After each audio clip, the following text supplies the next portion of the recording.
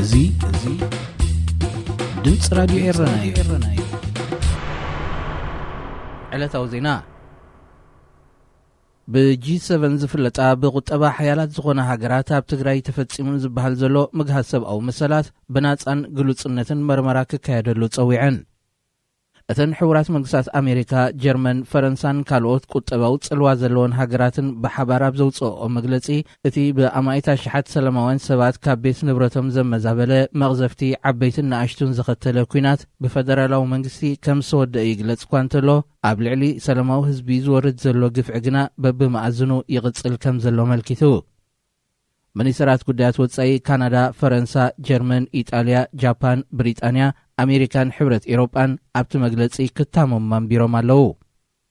እቲ መግለጺ ብተወሳኺ ኩሎም ኣብቲ ኩናት ኢድ ዘለዎም ወገናት ንድሕነት ሰላማዊ ህዝቢ ክሓስቡ ኣህጉራዊ ሕግን ሰብኣዊ መሰልን ከኽብሩን ይጽውዕ። ኤርትራ ሰራዊታ ክትስሕብ ምስምማዕ ጥራይ ዘይኮነ ብዘይወዓል ሕደር ክትግበር ዘለዎ ስጉምቲ ምዃኑ ዘስመረት መግለጺ ናይቲ ተፈጺሙ ዝበሃል ዘሎ ገበናት ከዓ ሓላፍነት ዝወስድ ኣካል ክሕተተሉ ጸዊዑ። ብኻል ወገን ምውጻእ ሰራዊት ኤርትራ ካብ ትግራይ ውጽኢቱ አንጻርቲ ትጽቢት ዝግበረሉ ክኸውን ከም ዝኽእል ተገሊጹ። ኣህጉራዊ ምክትታል ቅልውላው ነዚ ብዝምልከት ኣብ ዘውፅኦ ሓጺር መግለጺ ምውጻእ ሰራዊት ኤርትራ ካብ ትግራይ ኣህጉራዊ ማሕበረሰብ ዓለም ኣብ ልዕሊ መንግስታት ኢትዮጵያን ኤርትራን ንዝገብሮ ዘሎ ጸቕጢ ዘፋቑስ እኳ እንተኾነ ኣብቲ ዞባ ተፈጢሩ ንዘሎ ሃዋህው ግና ክቕይሮ ከም ዝኽእላ ተንቢሁ።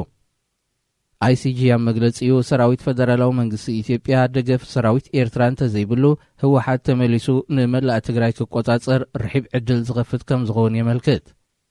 ኣብዚ እዋን እዚ ህወሓት ዓጢቕዎ ዘሎ ጽዋር ካብ ፎኮስቲ ብረት ዘይሓልፍ ብምዃኑ ካብ ቦታ ናብ ቦታ ብቐሊሉ ክንቀሳቐስ ኣኽኢልዎ ከም ዘሎ ይዝገልጽ።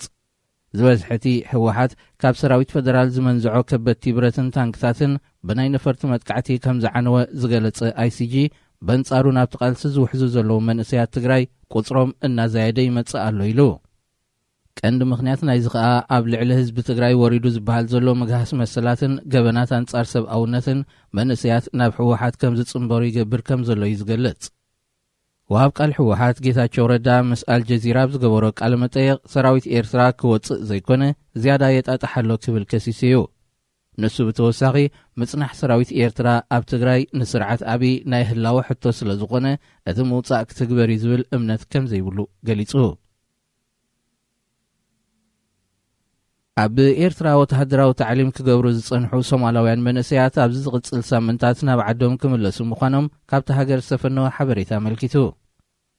ማዕከን ዜና ጋርወ ንምንጭታቱ ምጥቃስ ኣብ ዘመሓላለፎ ሓበሬታ እቶም ኣብ ኤርትራ ዝሰልጠኑ ወተሃደራት ኣብ ዝተፈላለየ ኣህዱታት ሰራዊት ሃገር ክጽምበሩ ምዃኖም ኣመልኪቱ። እንተኾነ ንወርሓዊ ክፍሊቶም ብዝምልከት ዝኾነ ዝተዋህበ ሓበሬታ ከም ዘየለ ገሊጹ። ከም ዝፍለጥ ዝበዝሐ ኣብ ምኽባር ጸጥታ ተዋፊሩ ዘሎ ሓይልን ሰራዊት ሃገርን ብኣህጉራውያን መሻርክቲ መንግስቲ ሶማልዮም ዝኽፈሉ።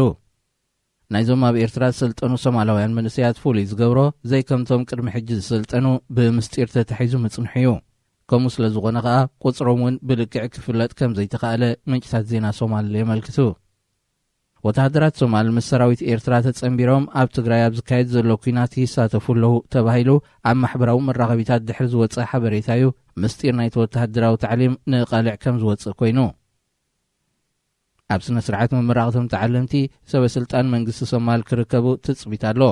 ፕሬዚደንት ዓብዱላይ ፈርማጆ ናብ ኤርትራ ብዘካየዶ ዑደት ነቶም ተዓለምቲ በፂሕዎም ከም ዝነበረ ዲፕሎማስያውያን ምንጭታት ይጠቕሱ። ክቡራት ሰማዕትና ዜና ብዝተፈጺሙ ኣሎ። ሬድዮ ኤረና